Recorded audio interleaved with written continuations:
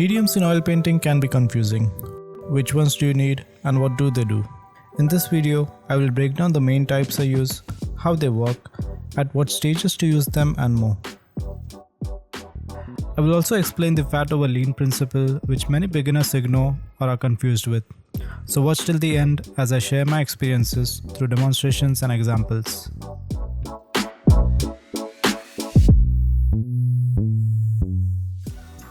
Oil painting mediums like solvents, oils and alkyds are additives which you mix with your oil paint to change its consistency, drying time and the finish. I will go through different mediums I use, show how to mix them on palette and how it affects the brush strokes on this oil painting paper. To start with, I will put a brush stroke with just the paint so we have a reference to compare with.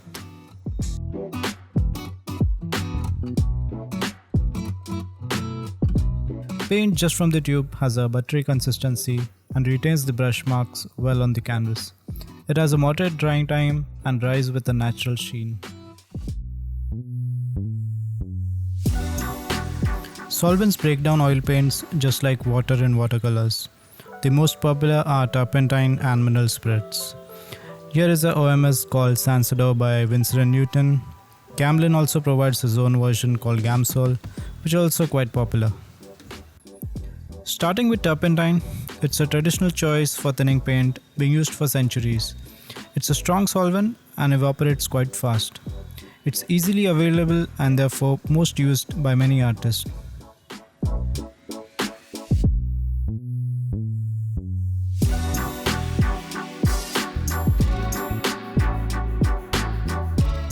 However, it has a very sharp smell and is a toxic substance, should only be used in a proper ventilated area. I have experienced uneven drying sometimes in the past and therefore switched to mineral spirits nowadays. Turpentine has an ink-like consistency and you can see it drastically increases the flow of the brush strokes. It's a fast drying medium and ends with a matte finish. Sansodor is a odorless mineral spirit. It's less toxic and has a slower evaporation, giving a more even drying. Although it's labeled odorless, that doesn't mean it's completely non-toxic. You should still avoid breathing it in directly and always work in a well-ventilated space.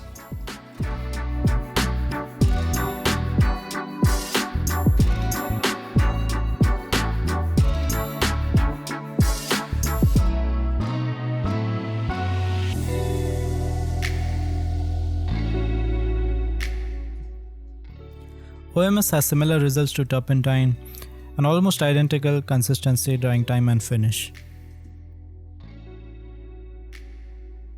I use solvents in the earlier stages to create washes, sketches and underpainting.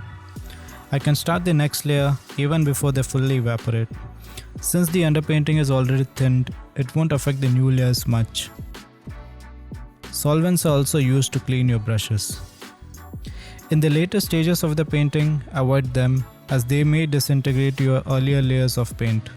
Instead, use oils in the next stages.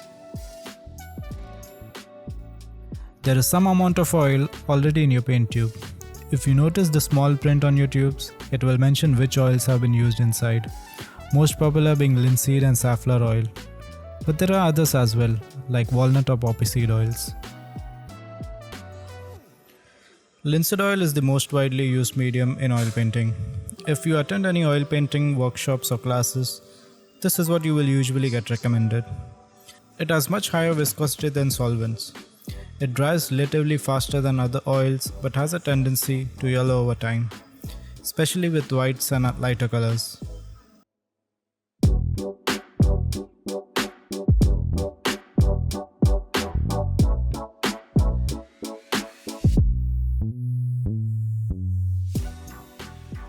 Linseed oil increases the flow of the brush strokes, but not as much as solvents.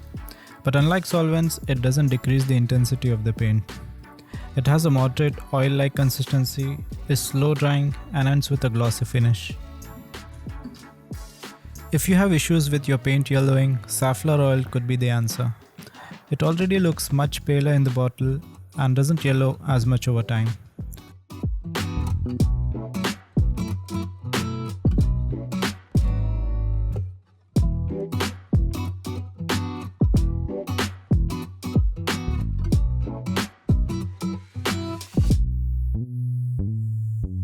Safflower oil is a bit lighter in consistency as compared to linseed oil and hence slightly more fluid. It has a much slower drying time. If linseed oil takes a few days to touch dry, safflower oil can sometimes even take a week. It ends with a similar glossy finish. How much oil to add? As little as possible and only when needed. Just enough oil to get the consistency you need for the brushstroke. Many workshops and courses will tell you to premix the oil paints at the start with about 10 to 20% or a couple of drops and then use the mixture as you paint. This approach is okay if you're just starting out, but just keep in mind each paint tube has a different amount of oil in it, so there's no fixed amount of medium that should go in every time. My preferred way is to keep a small container and just touch the surface to pick up tiny amounts and then see how it feels. If I need more, I will repeat this step.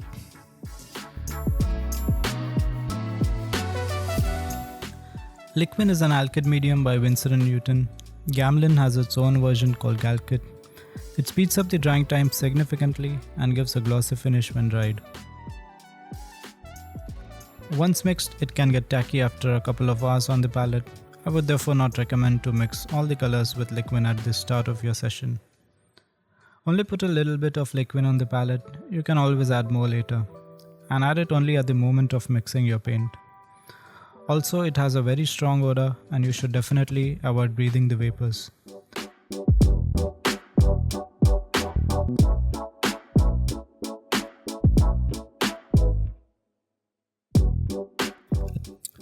Liquin has a gel-like consistency and similar results to oils when it comes to flow and glossy finish.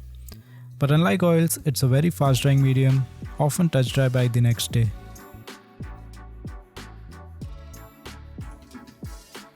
Now what is fat over lean principle? It says that you should paint the leanest layer first, usually thin with solvent, and each new layer should then contain a bit more oil than the one beneath it.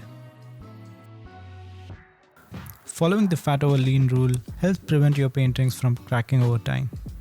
If you start with a fat layer and then add a lean one on top, the surface is likely to crack as the layers cure. Lean layers dry faster while fat layers stay flexible longer. The movement underneath will cause the upper layers to split.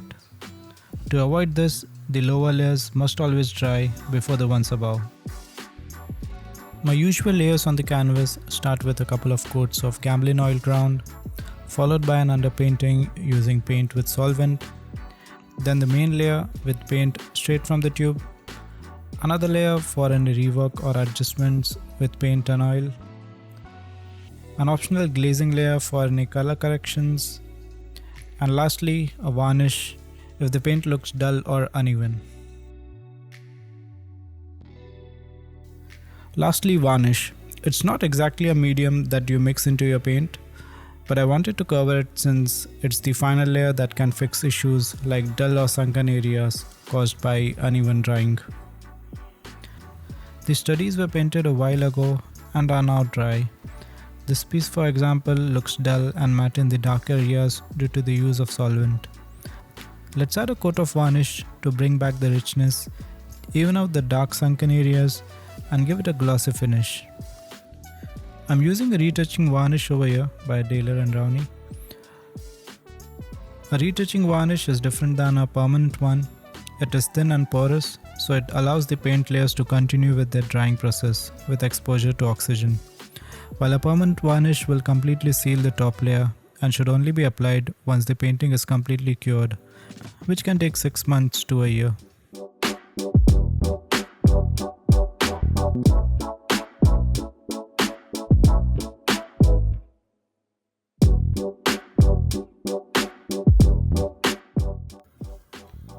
As you can see, the varnish has brought back the piece to life. And here is another piece with one half coated with varnish.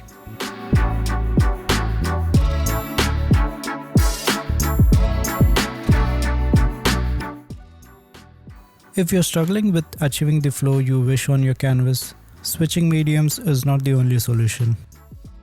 Many a times, the surface on which you paint makes a significant difference. I have two canvas strips over here, a cotton and a linen. And if you observe the linen, it has much finer weave than cotton.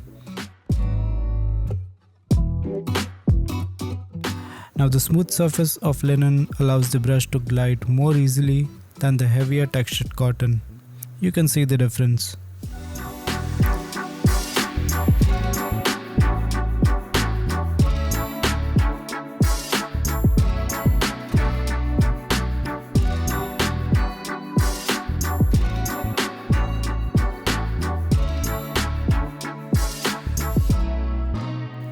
Now you can take it a step further by using oil ground. I have the stretched linen canvas which has been coated with Gamlen's oil ground. This makes the surface even more slick. The paint flows effortlessly and without any addition of medium.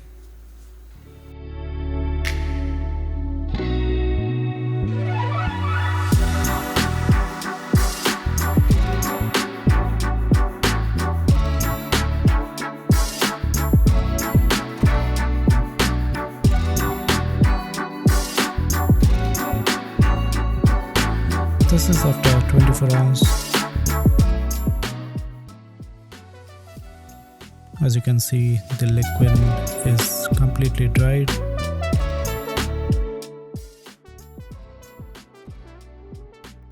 But the oils are still wet.